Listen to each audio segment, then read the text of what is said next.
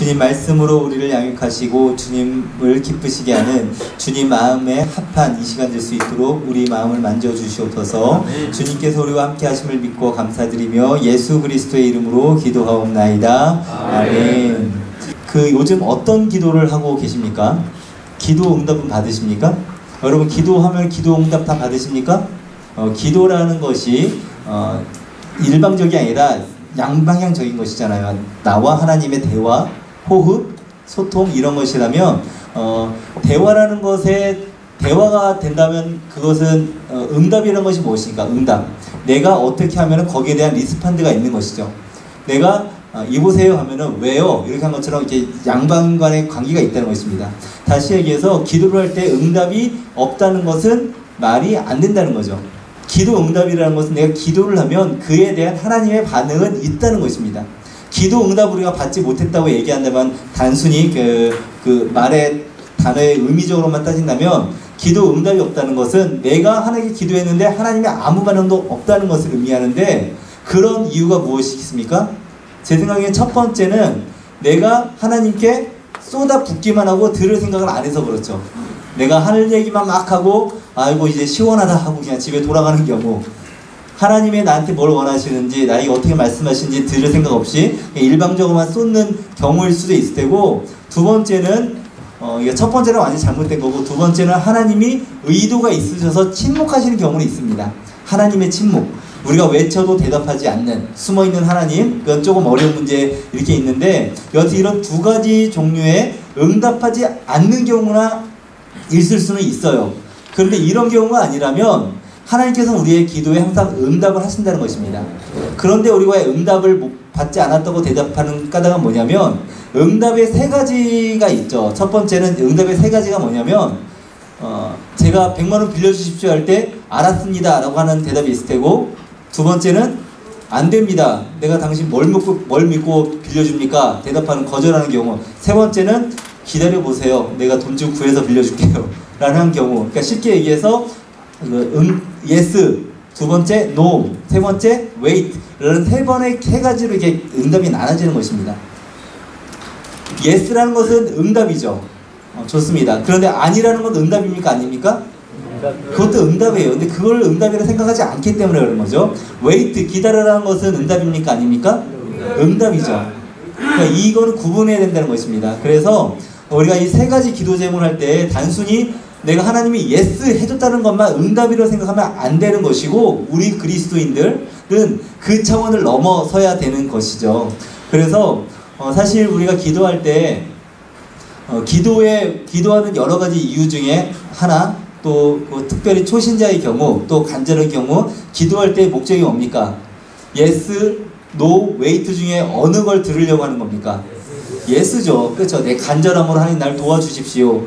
나를 궁히 여겨주십시오. 예스라는 응답을 받기 위해서고, 우리의 또 신앙생활 하다 보면 하나님의 그 예스라고 해주셔가지고 기도의 응답이 이루어졌을 때 간증도 하고 나눔도 하고 그 기쁨도 누리고 많이 하는 것을 많이 느끼지 않습니까? 예스가 참 좋은데 그런데 웨이트라는 대답을 받으면 어떨까요? 기다려라 라는 마음을 주시면 어떻겠습니까? 괜찮죠? 기다릴 수 있죠. 군대 가는 건 당연히 싫지만 2년 후에 제대한다고 생각하면은 견딜 수 적절한 예와 같지는 않더라고요. 다시금 가기는 그렇다 할지라도 우리가 끝에 있는 절망이라면, 끝에 있는 어떤 그 훈련이라면 충분히 우리가 기다릴 수 있다는 것입니다. 이것만 버티면 되니까. 이것 또한 지나가리라, 그런 마음이 있으면 우리 가운데 어떤 힘듦이 있어도 이길 수 있죠. 내가 중환병에 지금 걸려서 힘들다 할지라도 이것이 반드시 낫는다라고 한다면 우린 소망 가운데 하루를 살 수 있는 것입니다. 문제는 내가 이것을 이겨낼 수 있는가를 모르기 때문이죠. 또 웨이트라는 대답도 괜찮습니다. 그것이 우리의 훈련의 과정도 되고 소망하는 과정도 되고 아주 유익이 될 때가 더 많죠. 문제는 뭐냐? 노라는 대답이죠. 노라는 대답. 사실 우리가 기도할 때 듣는 기도를 한다면 노라는 대답을 하나님이 하실 때가 있겠습니까? 없겠습니까? 많습니다. 우리 집 아이가 저한테 칼을 달라고 하면 제가 칼을 주겠습니까? 우리 집 아이가 뭘 달라고 막 때렸습니다. 과자를 달라, 뭐를 달라, 뭐 이렇게 합니다. 그 달라는 대로 다 주면은 그 아이한테 좋을까요? 안 좋을까요? 안 좋죠, 당연히. 그렇기 때문에 우리의 소원과 우리의 간구대로 하는 게 구한다 할지라도 우리가 듣는 기도를 한다면 내가 그냥 막 쏟아내고 막 이렇게 집에 가는 게 아니라 기도를 하면서 내가 하나님의 음성을 듣기를 기다린다면 하나님이 그 뜻을 보여줄 때가 있어요. 그래서 가끔 이렇게 기도하는 거 좋습니다. 내가 어떤 사람이 너무 싫어요. 나를 힘들게 하는 사람 있지 않습니까? 저는 지금은 없습니다.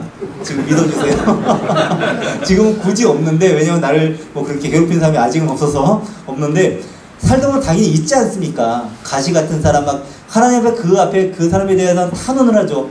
내가 잘못한 것도 한데 왜 나를 억울하게 뭐 음해한다던가 나를 괴롭힌다던가 그런 사람에 대해서 하나님께 솔직히 탄원을 하고, 그리고 나서 이렇게 막 하나님께 막 토해를 놨으니까 속 시원하잖아요.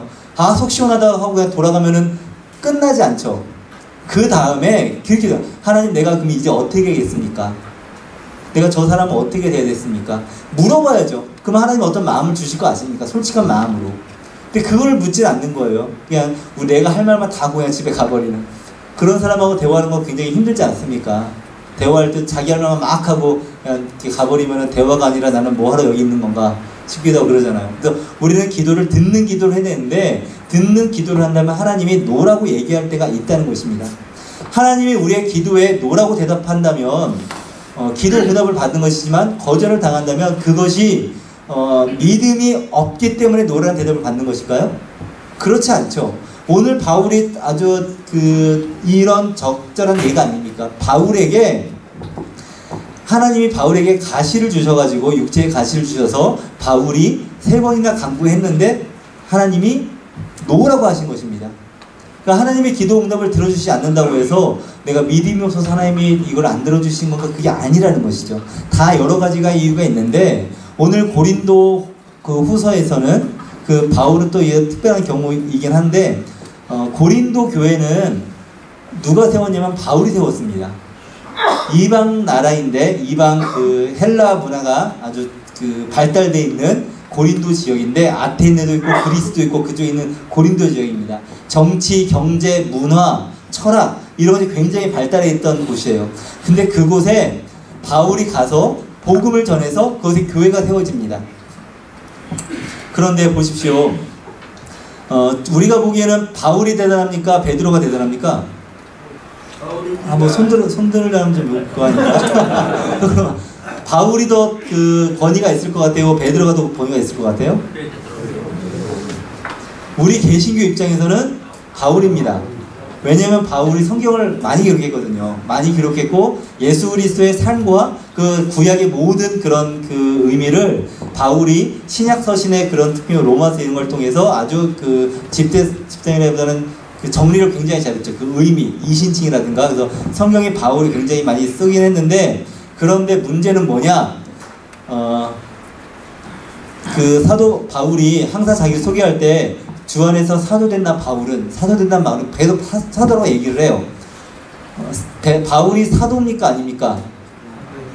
자기가 사도라는데 사도 아니라면 안 되죠, 우리가. 우리 사도 바울 하니까. 그런데 문제는 뭐냐? 12사도가 누구예요? 12사도에 바울이 들어갑니까? 안 들어간다는 거예요. 예수님의 12제자 중에 유다가 죽음으로써 빠지죠. 그래서 누굴 뽑습니까? 마띠아를 뽑는데, 제지포가 뽑는데, 마띠아를 뽑을 때 12이라는 숫자가 여러 가지 의미로, 상징적인 의미로 중요해서 12를 채우는데, 그 12를 채울 때 마띠아를 뽑을 때 기준이 뭐냐면, 무릇 사도행전 1장 20절입니다. 요한의 세례로부터 우리 가운데 올려가신 날까지 주 예수께서 우리 가운데 출입하실 때에, 예수님의 공생애죠. 예수님 세례받고 나서 공생을 하시고 나서 죽으시고 부활하시고 승천하실 때까지, 그때까지 출입하실 때에 항상 우리와 함께 다니던 사람 중에 하나를 세워. 그러니까 예수님의 공생애를 같이 했던 사람들, 그러니까 12제자가 12제자가 훌륭한 사람들이긴 하지만 12제자가 말고도 다른 제자들이 많았다는 거죠. 예수님 따라다니던. 근데 그 중에서 12를 상징적으로 세우고 이제 그 사람 중에 이제 뽑아서 넣은 것입니다. 그때 바울은 뭐 했을까요? 바울은 예수님을 몰랐고 알았다 할지라도 저 이단이라고 생각했고, 예수님이 승천하신 후에도 뭐 예수 믿는 사람들을 죽이려고 쫓아다녔습니다. 바울은. 그러니까 예수님하고 전혀 상관없는 삶을 살았어요. 그러니까 바울이 사도라고 생각을 안 하는 사람들이 초대교회 때 많았겠죠. 반면 베드로는 어떻습니까? 베드로는 수제자입니다. 지금도 로마에서 주장하기를 초대 교황을 누구라고 얘기하는지 아시나요? 베드로라고 얘기해요. 이건 잘못된 겁니다. 여러 가지 이유로 잘못된 게 있는데 그건 나중에 기회 되면 들으시고, 베드로한테 여튼 베드로를 자기네 초대 교황이라고 하는데, 그렇게 굳이 베드로를 세우는 까닭은 베드로가 그 예수님의 12제자 중에서도 3명, 그러니까 10이라는 숫자도 중요한데 3이라는 숫자도 중요하잖아요. 그래서 3명 수제자, 3명 베드로, 야고보, 요한, 이렇게 3명을 따로 뽑았을 때 베드로가 좀 수제자이기 때문에 이렇게 되는데, 그래서 가장 베드로의 권위를 높여주는 가장 유명한 구절이, 너는 반석이다, 내가 너 위에 교회를 세우리라. 베드로 위에 교회를 세우니까 카톨릭이 보기에는 카톨릭의 교회가 베드로 위에 세워졌으니까 베드로가 교황 위에 세워진 거예요. 베드로 그냥 괜히 높이 보는데 이건 잘못된 거지만, 베드로의 권위를 무시할 수 없죠. 그렇죠. 12사도 중에 또 천국 열쇠를 가지고 있는 그런 베드로니까 이런 사람입니다. 그래서 이 고린도 교회를 비록 바울이 세웠지만 그 고린도 교회 사람들은 바울을 따른 사람도 있었고 베드로를 따른 사람도 있었습니다. 그리고 아볼로라는 사람이 있었는데, 아볼로는 알렉산드리아 유대인이라고 해서 똑똑한 사람이에요. 지식, 말도 잘하고 설교 잘하고. 아볼로를 따른 사람이 있었고, 그리고 그리스도파가 있었습니다. 나는 그리스도파다.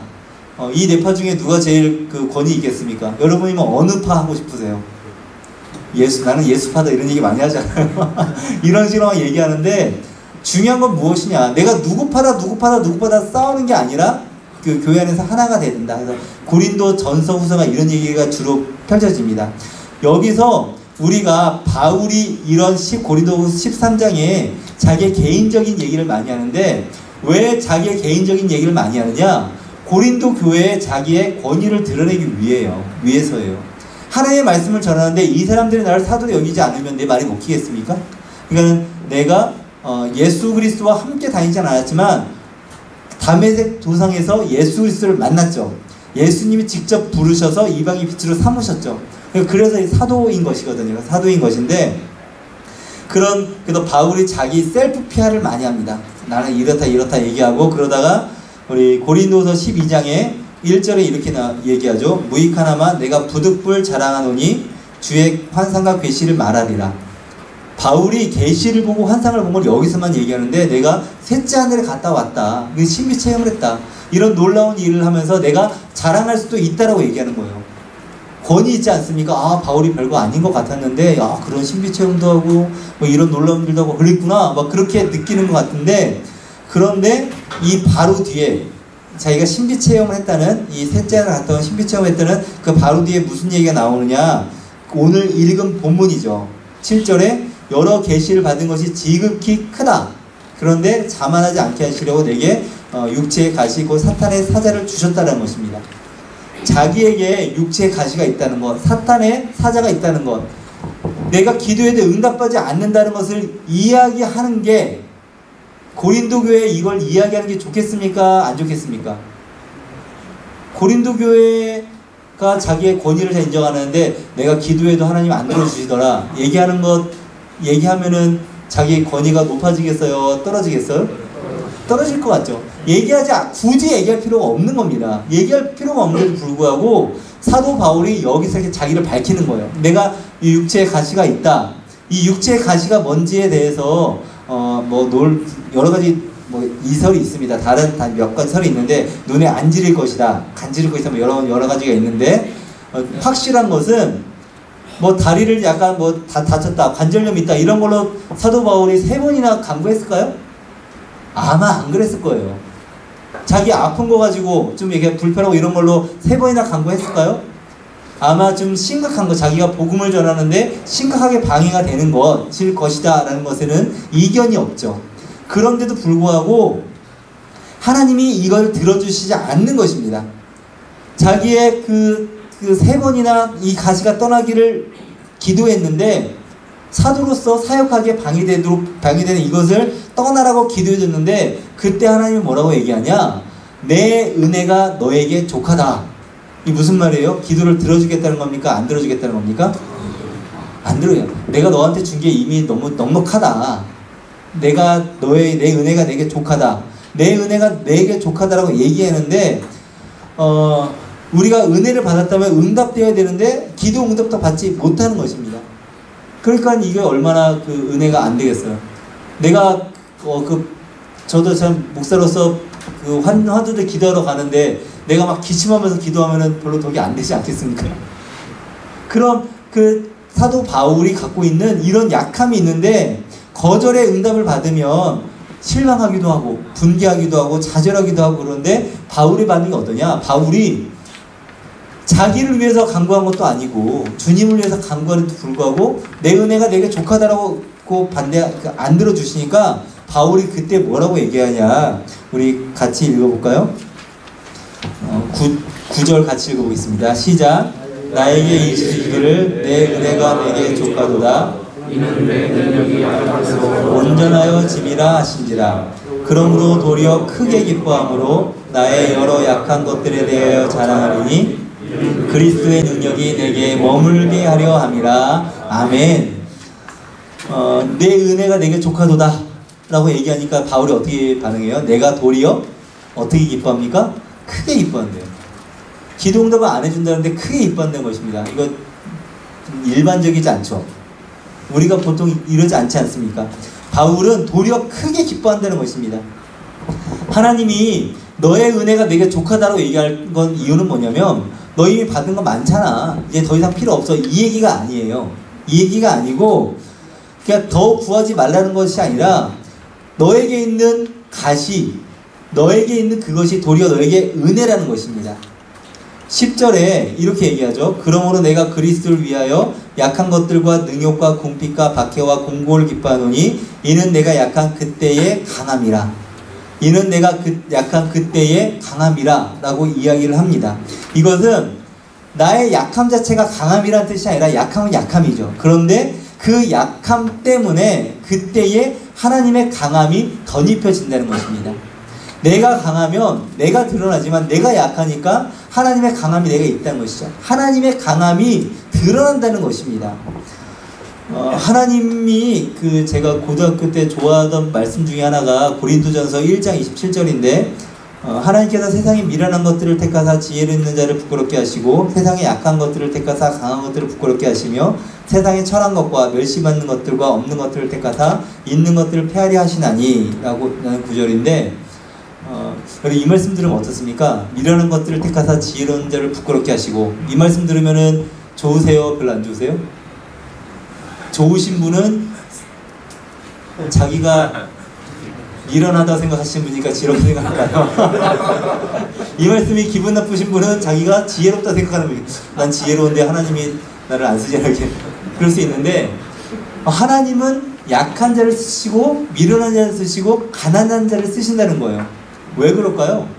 잘난 사람 쓰는 게 낫지 않습니까?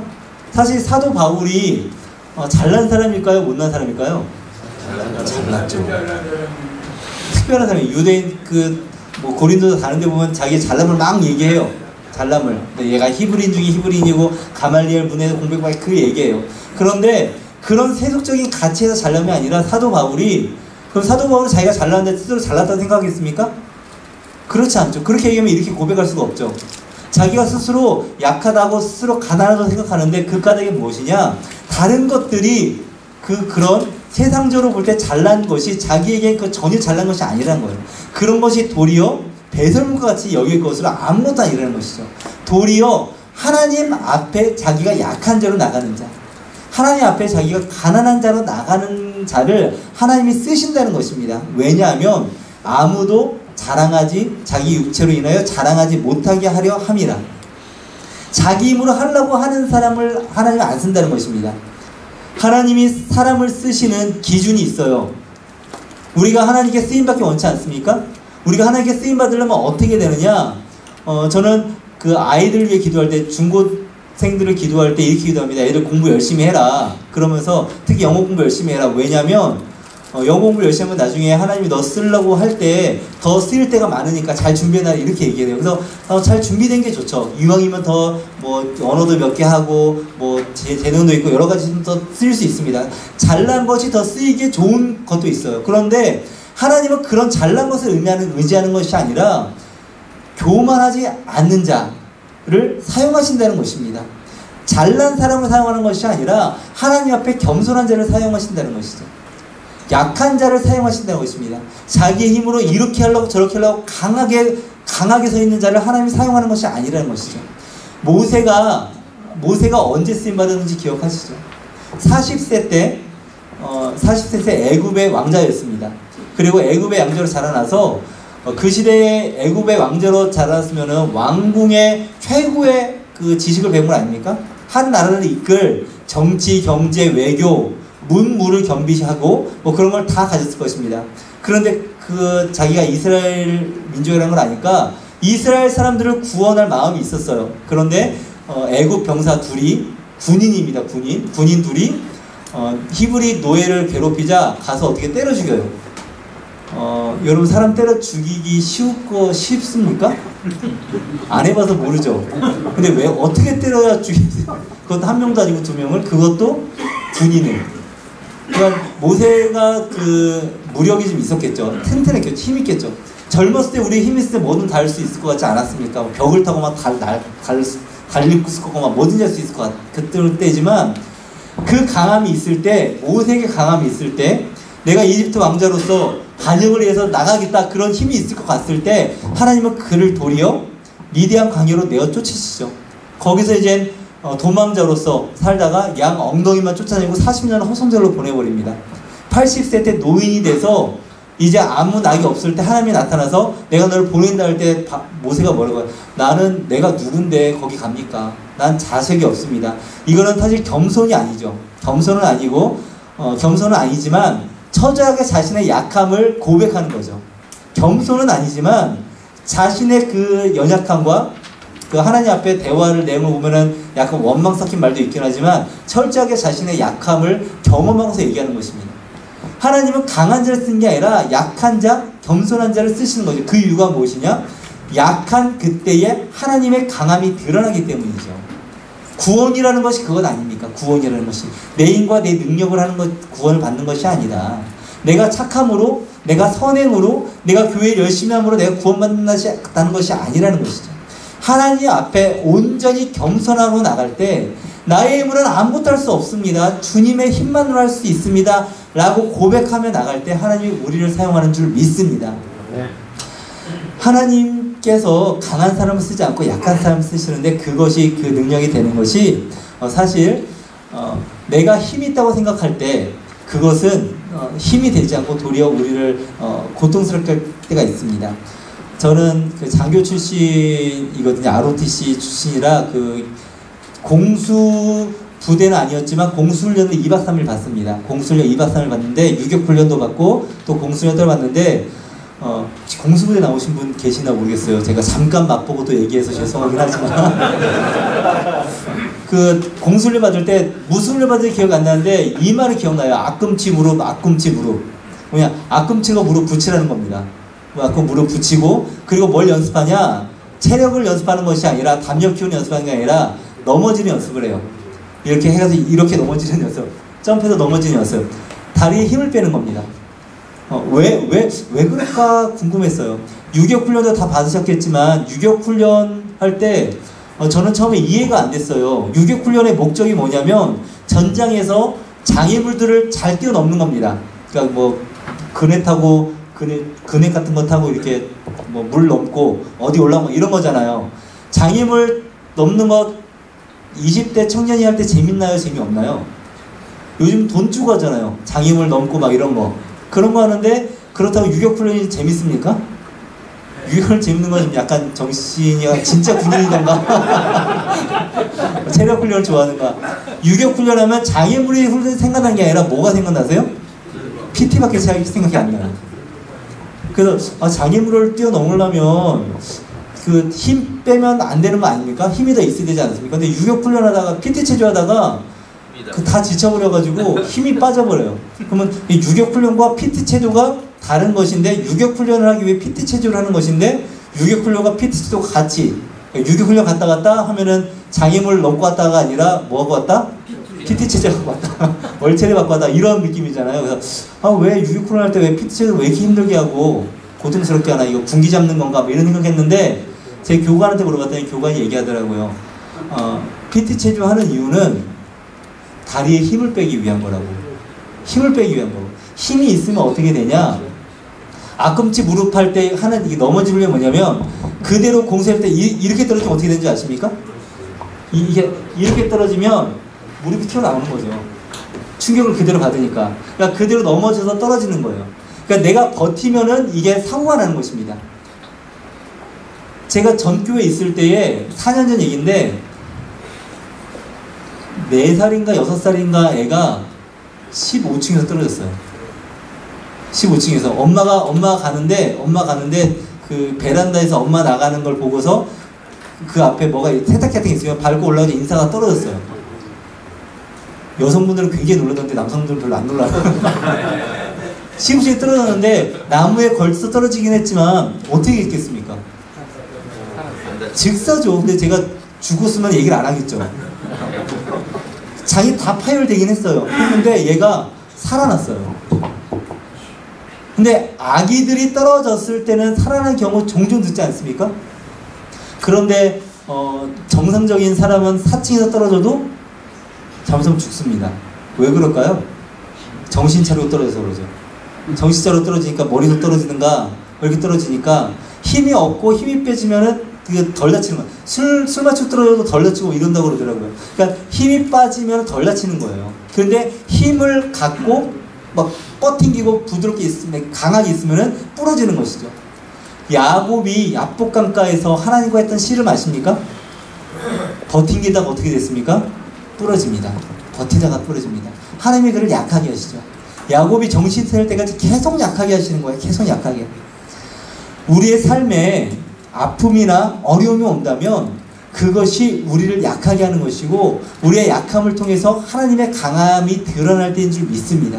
네. 우리는 강함으로 나가는 게 있어요. 저도 보통 이게 남성들이 갖고 있는 참 안타까움일까 중에 하나인데, 사회에서는 내 약함을 보이면 됩니까? 안 됩니까?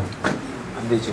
보통 안 되죠. 그렇죠. 내가 약하면 어떻게 돼요? 사람들은 나를 뜯어먹으려고 그러고 무시하고 이용해 먹으려고, 그런 게 세상에 어떤 안 그런 분들도 꽤 있지만 그런 게 세상에 이치인 경우들이 많아요. 그래서 괜히 가만히 있으면 내 가만히를 보고 가만히로 여겨서 막 무시하고 우습게 뭐 그런 사람들이 꽤 많다면, 그런 사람 앞에서 무시 안 당하는 걸 내가 강하게 보이려고, 내가 힘이 있다는 걸 보여주고 싶어하고, 그런 것들이 많습니다.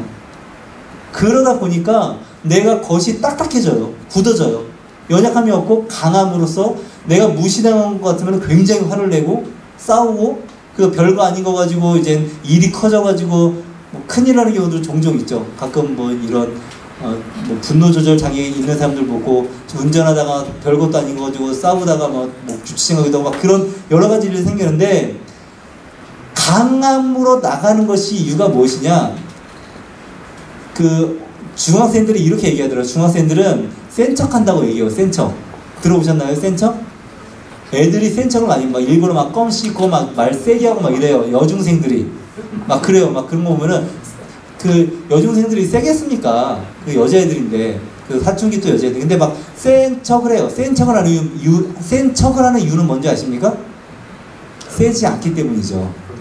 세지 않기 때문에 센 척을 하는 거죠. 내가 세다 다가오지 마라. 고슴도 막 강아지가 막 일부러 막 흐르르르 거리는 것이 막 위협하는 것처럼, 정말 강함이 있으면은, 그 안에 강함이 있으면은 사람들이 뭐라 하든 내 자신을 그대로 내어보낼 수 있는데, 그러지 않으니까 내가 강함으로 나를 치장을 하고, 그것이 깨어지면은 부딪히고 다친다는 것입니다. 내가 약할 때에 하나님의 강함을 경험할 수 있다는 것입니다. 우리 가운데 다툼이 어디서 드러납니까? 우리 가운데 싸움이 어디서 납니까? 내가 강해서 내가 죽지 않으려고, 다치지 않으려고, 내가 지지 않으려고 해서 다툼이 일어나고 싸움이 일어나지 않습니까? 우리가 아무쪼록 하나님 앞에 정말 나는 약한 자입니다. 나약한 자입니다. 주님 아니면 아무것도 아닌 자입니다고 고백하며 나가는 하나님의 일꾼 되기를 소원합니다. 그리스도인과 비그리스도인의 가장 큰 차이점이 무엇이냐? 세상에서는 약한 모습을 보여주기 싫어하지만 우리는 우리의 약한 모습을 드러냈을 때에 그것이 바로 하나님의 우리가 있을 피조물의 자리, 하나님의 있을 그 권능의 자리를 볼 수 있다는 것이죠. 오늘 마지막으로 마지막 절에 이렇게 있지 않습니까? 그러니까 그 9절 보면은 내 능력이 약한 데서 온전하여 짐이라 라고 했는데, 우리의 그 신앙이 온전하여지기 위해서, 우리가 신앙이 온전하여지기 위해서 해야 될 것이 무엇이냐? 바로 약해짐입니다. 약해짐. 내가 약함으로 드러낼 때, 내 약함을 드러낼 때 하나님은 그 약함을 통해서 하나님의 강하심을 드러내고 우리를 하나님 쓰시기에 귀한 그릇으로 우리를 사용하신다는 것입니다. 아무쪼록 겸손하게 주님께 쓰임받는 하나님의 귀한 일꾼들, 귀한 그릇들 되시기를 바랍니다. 그래서 하나님 우리를 약하게 하셨을 때에 기도에 나갈 때 때로는 예스로, 때로는 웨이트로, 때로는 노라고 대답하실 때에 그때마다 하나님 주신 은혜를 기억하면서 하나님, 나는 약한 자입니다. 아시지요? 나를 만져주시옵소서. 나를 이끌어 주시옵소서. 주님 아니면 나는 살 수 없는 자입니다. 고백하는 바울과 같은 능력 있는, 진정한 능력을 소유하는 그런 하나님의 일꾼 되시는 우리 이남선교 되시기를 예수 그리스도의 이름으로 축원합니다. 함께 기도하겠습니다. 하나님, 우리를 이 은혜의 자리로 불러주시어서 구원받은 자로 서게 하시니 감사드립니다. 우리가 세상에서는 약한 모습을 숨기려 하고 강한 척하는 자를 원하지만 우리가 이 시간 주님 앞에 우리의 약함으로 나가옵나니 하나님, 약할 때 강함 되시는 하나님의 능력 우리 가운데 덧입혀 주시옵소서. 우리 속의 모든 약함을 주님께 드릴 때에 하나님 우리를 사용하여 주시고 참으로 내 은혜가 내게 족하도다 말씀하실 때에 도리어 크게 기뻐함으로 약한 것을 자랑할 수 있는 우리 모두 되게 하여 주시옵소서. 하나님께서 우리 이남 성교회를 통하여서 하나님의 놀라운 일들을 이루시며 오직 주님만의 이름을 높이길 원하오며 예수 그리스도의 이름으로 축복하며 기도하옵나이다. 아멘. 지금은 우리의 구주 되시는 예수 그리스도의 은혜와 아버지 하나님의 크신 사랑과